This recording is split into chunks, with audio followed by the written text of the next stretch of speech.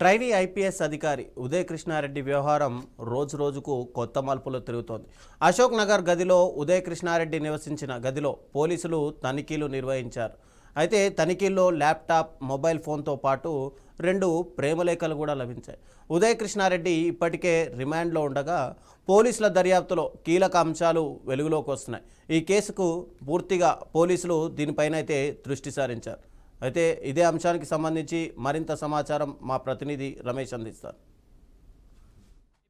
ఉదయ్ కృష్ణారెడ్డి కేసులో దర్యాప్తును పోలీసులు ముమ్మరం చేశారు. ముఖ్యంగా ఇప్పటికే జ్యుడిషియల్ రిమాండ్లో ఉన్నటువంటి ఉదయ్ కృష్ణారెడ్డికి సంబంధించి కేసు దర్యాప్తులో భాగంగా అశోక్ నగర్లో ఆయన గతంలో ఉన్నటువంటి రూమ్లో కూడా పోలీసులు తనిఖీలు నిర్వహించారు. దాంతోపాటు ఓ ప్రైవేటు ఐఏఎస్ అకాడమీకి సంబంధించి కూడా పోలీసులు అయితే సోదాలు నిర్వహించడంతో పాటు అక్కడ సమాచారాన్ని కూడా సేకరించారు. ఉదయ్ కృష్ణారెడ్డి గతంలో నివాసం ఉంటున్నటువంటి రూమ్ నుంచి ఒక ల్యాప్టాప్, ఒక మొబైల్, అట్లాగే 2 ప్రేమలేఖలను కూడా పోలీసులు ఇప్పటికే స్వాధీనం చేసుకున్నారు. కేసు దర్యాప్తులో భాగంగా అశోక్ నగర్ గదిలో తనిఖీలు చేసినటువంటి పోలీసు అధికారులకు 2 ప్రేమలేఖలు లభించడంతో పాటు ఒక మొబైల్ ల్యాప్టాప్ని అట్లాగే మొబైల్ ఫోన్ని కూడా స్వాధీనం చేసుకున్నారు. ఈ నేపథ్యంలోనే ఉదయ్ కృష్ణారెడ్డికి ఏదైతే ట్రైనీ ఐపీఎస్కు సంబంధించిన ఉదంతంతో పాటు ఏపీకి చెందినటువంటి మరో మహిళతో కూడా సంబంధాలు కలిగి ఉన్నట్టుగా కూడా పోలీసులు నిర్ధారించారు. అయితే ఆ మహిళకు సంబంధించి గతంలో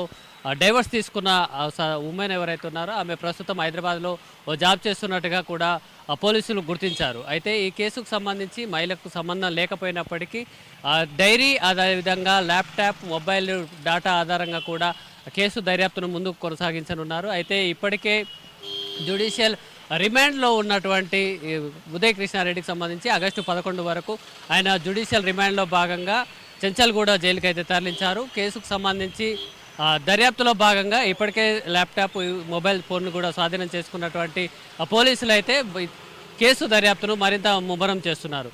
వీడియో జర్నలిస్ట్ సుధాకర్తో రమేష్, హైదరాబాద్.